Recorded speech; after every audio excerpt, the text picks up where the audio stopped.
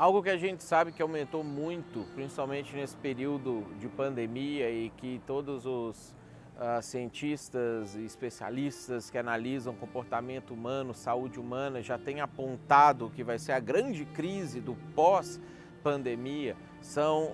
as doenças emocionais, principalmente depressão e ansiedade. E quando a gente fala sobre depressão, às vezes isso ainda é um tabu, às vezes a gente encara isso ainda como algo que se tem vergonha ou que não se deveria ter, ou às vezes até que determinados tipos de pessoas não deveriam ter ou não poderiam minimamente passar por uma crise depressiva na sua vida. Às vezes você pode pensar que não, homens não deveriam ter depressão, isso é uma coisa de mulher, e aí você, homem, está passando por uma situação como essa, não consegue procurar ajuda. Muitos pensam, crente não deveria ter depressão, afinal, se você tem depressão, você não tem a alegria de Deus em você, ou a alegria no Espírito, ou as bem-aventuranças, ou você não confia em Deus. E aí a gente escuta uma série de coisas que surgem para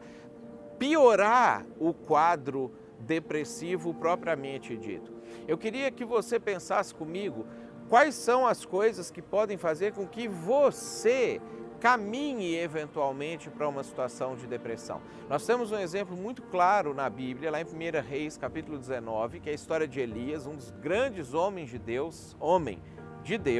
que a gente teve na história e que porque ele não cuidou de algumas coisas na vida dele e que mesmo depois que a depressão começou a surgir, ele tratou isso exatamente da maneira como a gente não deve tratar, ele chegou ao fundo do poço de querer se matar e efetivamente tomar passos para que isso acontecesse na vida dele. Depressão se caracteriza por uma tristeza permanente, uma tristeza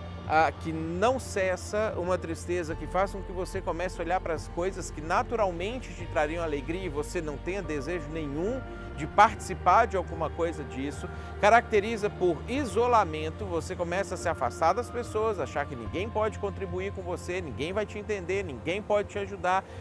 Um sentimento de que só você vive aquilo, ou está passando por aquilo, e embora de certa medida é óbvio que porque cada um só sente a sua própria dor, você começa por causa disso pensar que então não vai ter solução, que não tem algo que possa ser feito. Mas quando a gente olha para a maneira como o próprio Deus trata isso com Elias, a gente observa primeiro que não houve uma repressão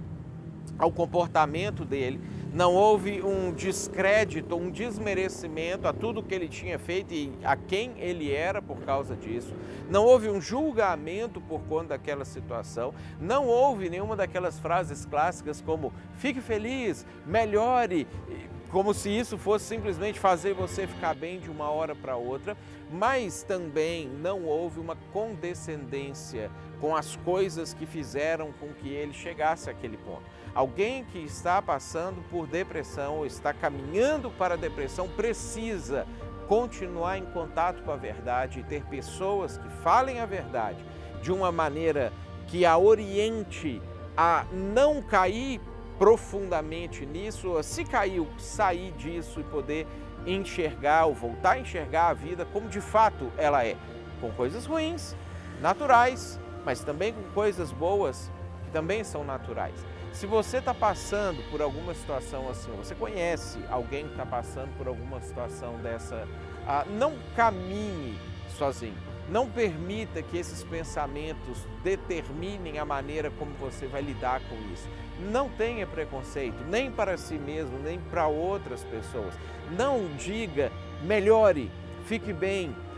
mas procure uma forma objetiva de caminhar com pessoas que estão passando